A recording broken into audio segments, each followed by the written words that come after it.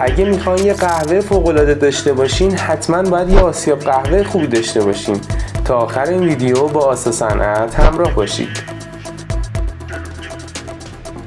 تنظیمات نوع پودر کردن قهوه با این دستگاه بسیار راحته.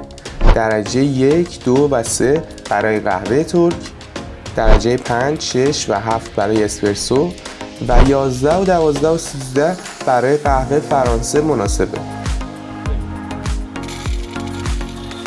یکی از مهمترین ابزارها برای داشتن یک قهوه خوب استفاده از یک آسیاب قهوه خوبه. همه متخصصان قهوه به این اعتقاد دارن که رمز یک قهوه خوب به کیفیت اون آسیاب مربوط میشه. آسیاب قهوه فروشگاهی آسا صنعتگران گزینه‌ای عالی برای فروشگاه شماست.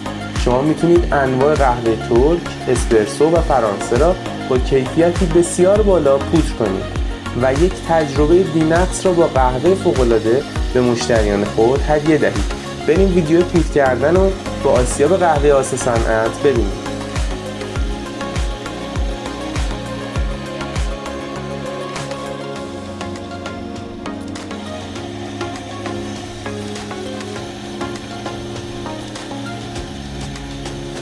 جهت مشاوره و خرید و کسب اطلاعات بیشتر با ما در تماس باشید.